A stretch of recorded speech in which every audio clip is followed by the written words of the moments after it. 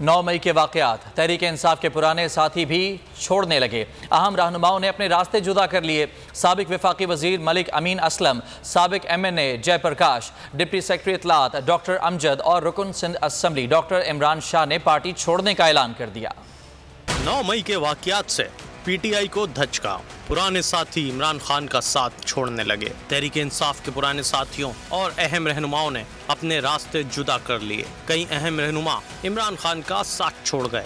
साबिक MNA जयप्रकाश ने party छोड़ने का ऐलान करते हुए कहा, ना किसी ने उठाया, ना पार्टी छोड़ने का दबाव है।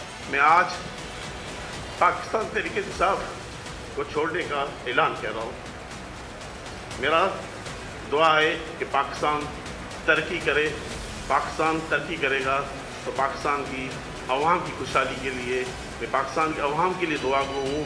साबिक वफाकी वजीर मलिक अमीन असलम ने कहा कि 9 मई के वाक़यात से धचका लगा। शोहदा की यादगारों और MM आलम के जहाज को भी ना छोड़ा। इस एजेंडे के साथ था, ना रह सकता हूँ। हमने अपने शोहदा की यादगारों को नहीं छोड़ा, हमने MM आलम के जहाज को नहीं छोड़ा। हमें अपनी इंट्रा पार्टी इंक्वायरी करनी चाहिए थी। PTI के डिप्टी सेक्रेटरी इत्तलात डॉक्टर अमजद ने भी किनारा कशी इख्तियार कर ली। कहा, मुल्क की तबाही का सबब बनने वाली सियासत का हिस्सा नहीं बन सकते। सिर्फ 3-4 लोग हैं जिन्होंने चेयरमैन को घेरा डाल के हर रोज उसकी ब्रीफिंग करते हैं, उसको उकसाते हैं, गलत फैसले कराते हैं। जितने भी हमारे लोग PTI में, वो PTI से वो भी मेरे साथ ही छोड़ देंगे। जनूबी पंजाब में कई ओहदेदारों ने PTI से राहें जुदा कर लीं, जबकि मजीद कई रहनुमा उड़ान भरने के लिए तैयार हैं।